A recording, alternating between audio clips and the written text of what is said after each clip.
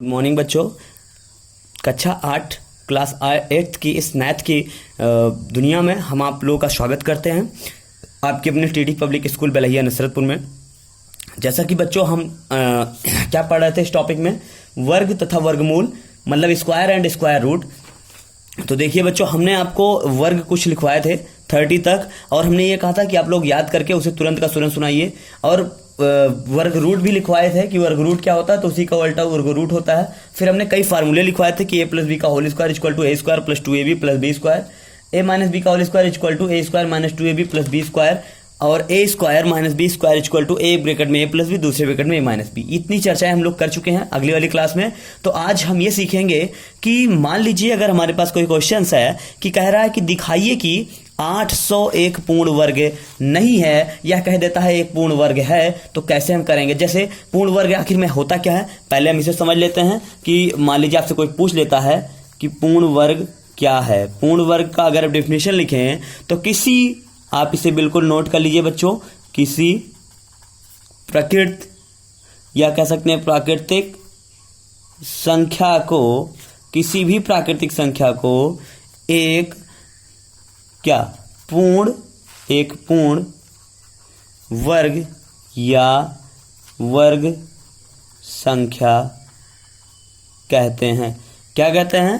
पूर्ण वर्ग संख्या कहते हैं, या हम वर्ग संख्या कहते हैं। यदि किसी प्राकृतिक संख्या का वर्ग हो, संख्या जैसे 1 2 4 3 4 9 16, मतलब कुछ भी आ जाए, 1 4 9 16 25 36 49 आदि, तो ये किसी न किसी संख्या के क्या बनेंगे? वर्ग बनेंगे। जैसे अगर मान लीजिए आपसे कोई कह देता है 25 का वर्ग कितना बनेगा, तो कितना बनेगा भाई? 5 बनेगा। बनेगा कि नहीं बनेगा? अगर यह रूट में है वैल्यू, अगर रूट इसका स्क्वायर रूट पूछे तो क्या बताओगे आप? 5 बताओगे। अच्छा, इसको निकालने के लिए कुछ तरीके होते हैं, जैसे आप गुणनखंड भी से निकाल सकते हैं, भाग भी से निकाल सकते हैं, जिससे आपकी इच्छा हो उससे। अगर इसमें रूट में है तो हम इसे लिख सकते हैं 5 × 5, और जब डबल बार 5 है रूट में तो हम इसे लिख सकते हैं 5। या मान लीजिए आपसे पूछ लेता है 36, तो इसे आप रूट में लिख सकते हैं। तो रूट 36 का मान कितना होता है भैया? 6 होता है, क्योंकि आप जानते हो 6 6 जा 36। तो ये सारी की सारी आपकी होती है पूर्ण वर्ग। अब हमें दिखाना क्या है, क्वेश्चन हमारे पास क्या है, दिखाइए। क्या कह रहा है? दिखाइए कि 801 पूर्ण वर्ग नहीं है। तो चलिए हम लोग दिखा लेते हैं। सबसे पहले इसे क्या करेंगे, हम अभाज्य गुणनखंडों में बांट लेते हैं। तो बिल्कुल बांट लीजिए 800 को अभाज्य गुणनखंडों में। जब आप बांटेंगे तो इसे कर सकते हैं 2 दूना 4, दूना 8, दूना 16, दूना 32, दूना 64, ऐसे कर सकते हैं कि नहीं कर सकते? देखिए 8 दूना 2 दूना 4, दूना 8, दूना 16, दूना 32। अब कितनी बार होगा? 5 बार होगा। अब 32 पंचे अगर हम बात करें, देखिए अगर आप 32 पंचे या 5 5 का गुणा करें तो आपका एक अभाज्य गुणनखंड बन जाएगा। अच्छा, इसे निकालने के लिए आपके पास दो तरीके हैं, या तो आप गुणनखंड में थे ऐसे निकाल लीजिए, एलसीएम में थे, या तो आप ऐसे निकाल लीजिए। अब ये क्या हो जाएगा? 800 का अभाज्य गुणनखंड होगा। अब गुणनखंडों को देखेंगे जब, तो समान गुणनखंडों के युग में रखने पर हम क्या पाते हैं कि 2 हमारा बच जा रहा है। जैसे देखिए इसे हम रख दिए, इसे हम रख दिए, इसे हम रख दिए, तो हमारे पास 1 2 शेष बच जा रहा है ना। तो इसका मतलब जब अगर हमारे पास कोई भी नंबर से एक अलग बच जाएगा तो हमारा, हम लिख सकते हैं कि 801 क्या पूर्ण वर्ग नहीं है।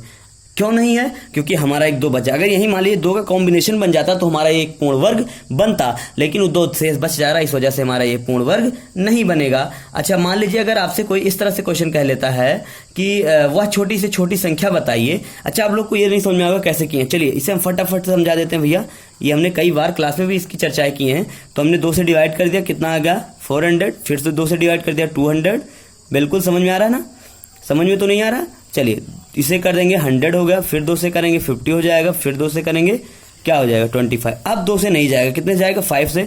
5 5 जो 25, 5 5 जो 1। अब देखिए 2 का कॉम्बिनेशन बना, 2 का कॉम्बिनेशन बना 5 का, लेकिन इस 2 का कॉम्बिनेशन नहीं बन रहा है। तो जिसका कॉम्बिनेशन नहीं बनेगा तो हम उसे लिख सकते हैं कि 801 पूर्ण वर्ग संख्या नहीं है। अगर आपके पास अगला क्वेश्चन क्या है, कह रहा है वह छोटी से छोटी संख्या ज्ञात कीजिए जिसके द्वारा 1323 को भाग करने पर यह एक पूर्ण वर्ग बन जाए।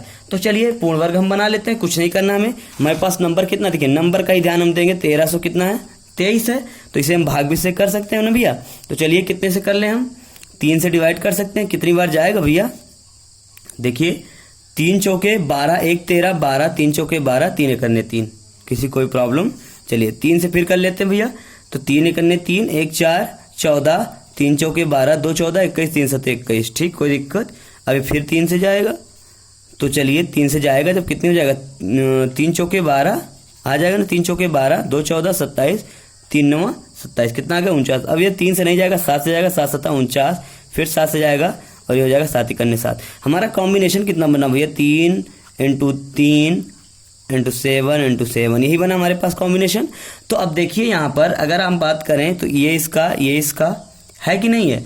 अब ये 3 का भी यहाँ भी कॉम्बिनेशन नहीं बन पा रहा है, तो इसीलिए गुणनखंडों को समान गुणनखंडों के युग में जब हम रखे तो हमारे पास क्या शेष बचा, 3 बचा। तो इसका हम लिख सकते हैं कि 1323 को एक पूर्ण वर्ग बनाने के लिए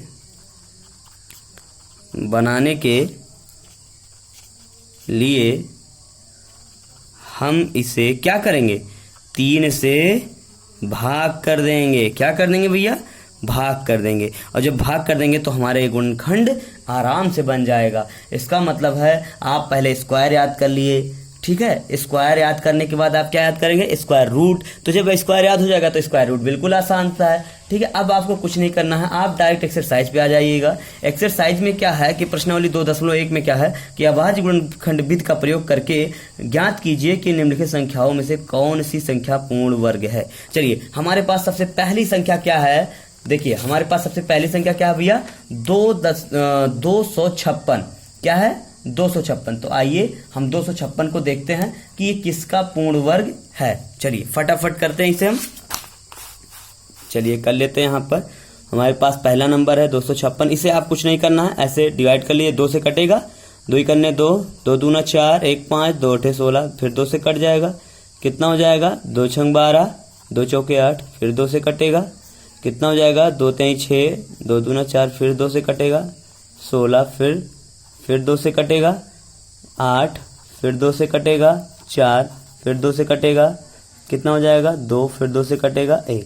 कोई दिक्कत। अब यहाँ देखिए कॉम्बिनेशन बनाइए, 2 का कॉम्बिनेशन, 2 का कॉम्बिनेशन, 2 का कॉम्बिनेशन, 2 का कॉम्बिनेशन। तो इसका मतलब एक यहाँ से 2 निकाल लिए, फिर एक यहाँ से निकाल लिए, फिर एक यहाँ से निकाल लिए, एक यहाँ से निकाल लिए। अब देखिए 2 दूना 4, 4 दूना 8, 8 दूना 16।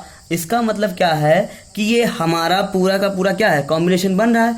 तो इसका मतलब जब ये कॉम्बिनेशन बन रहा है तो ये एक पूर्ण संख्या मानी जाएगी। तो जब एक पूर्ण संख्या है मतलब हम यहाँ लिखेंगे कि 256 एक पूर्ण वर्ग संख्या है।